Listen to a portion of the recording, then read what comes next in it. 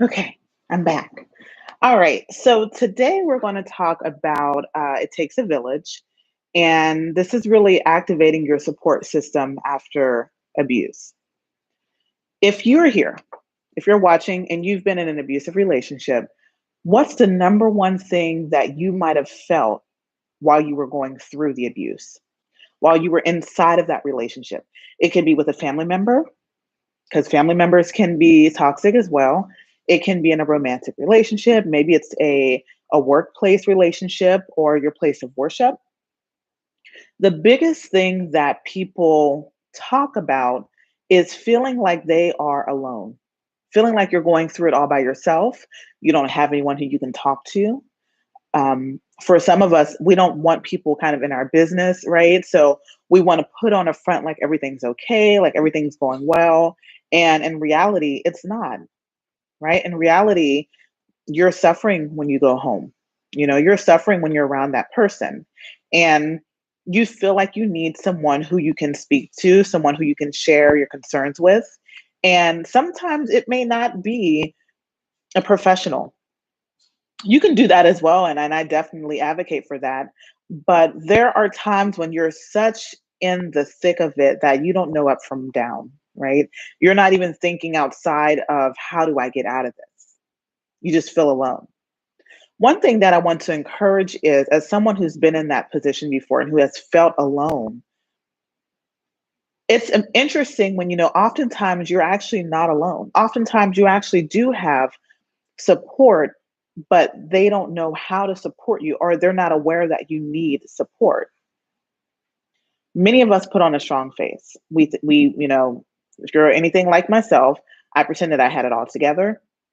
I would always put on a fake smile. I was always cracking jokes because that was my way of sheltering myself from what was going on around me and making people believe that I believed that I was happy. Right? The biggest thing is I didn't even believe that I was happy, but I was performing and it was stressful. It was tiring. I was performing so that others felt that everything was okay when it wasn't. The number one thing I suggest you do is, do you have a close friend? Do you have a close family member? Do you have anyone close to you who you can confide in? And not someone who's going to run and share all your business or become messy and get in the middle of it, but is there anyone that you can trust? If there isn't someone who you can trust, the question I have for you is, why is that the case? Are you not surrounding yourselves by people who are supportive? If this is a romantic relationship, have you been made to push everyone away?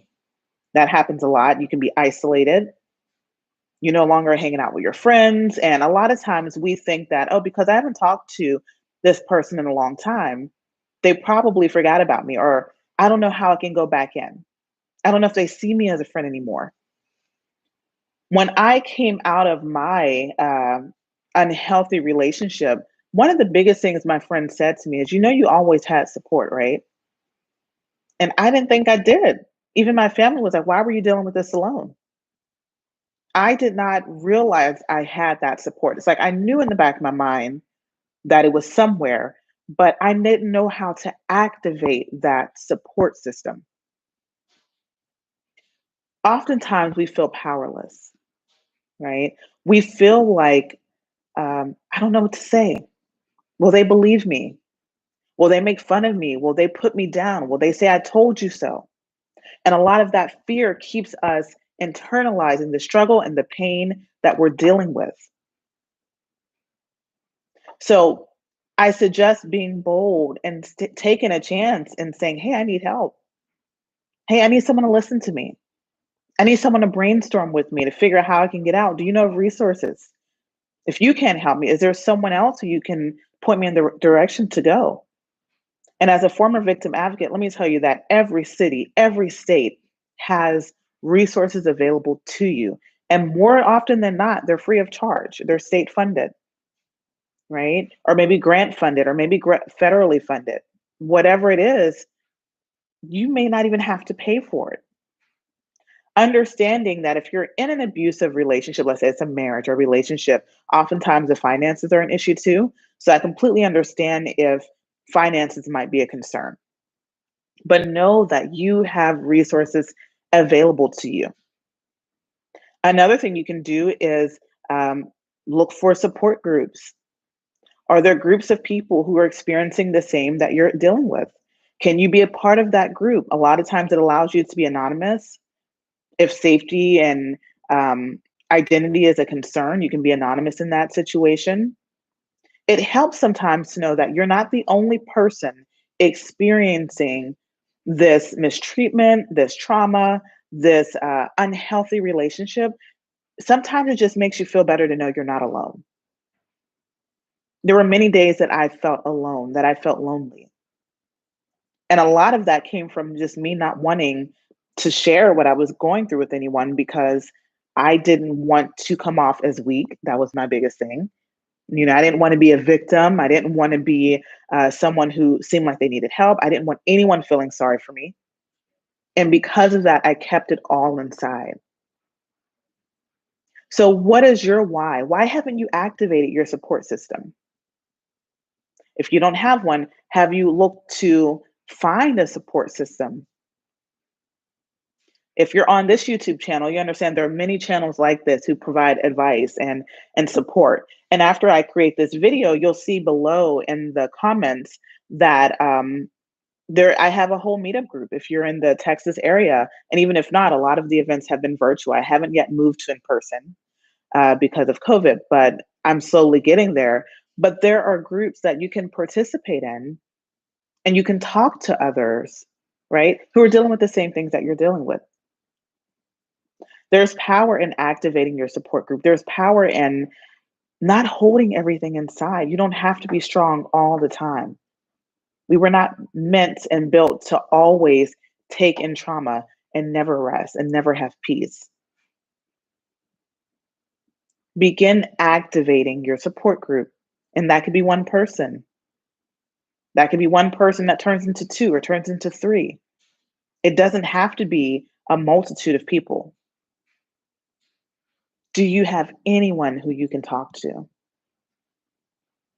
Especially for my people who are dealing with family trauma, maybe a parent, a sibling, a grandparent, whatever, a cousin, whoever it is.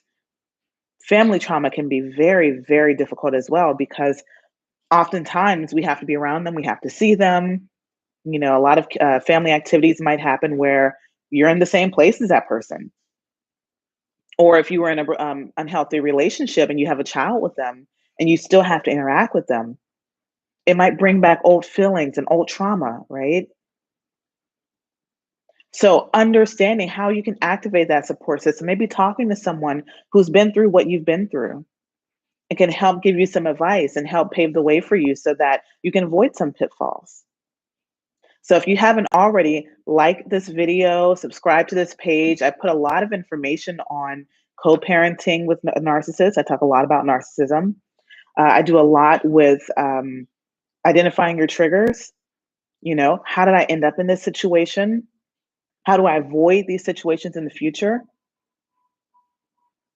Every step of the way, everything that I have gone through and that I've gotten out of, I share with whoever can listen because my goal is that no one else is dealing with the same things that I've gone through. And if you are, how to get out of it.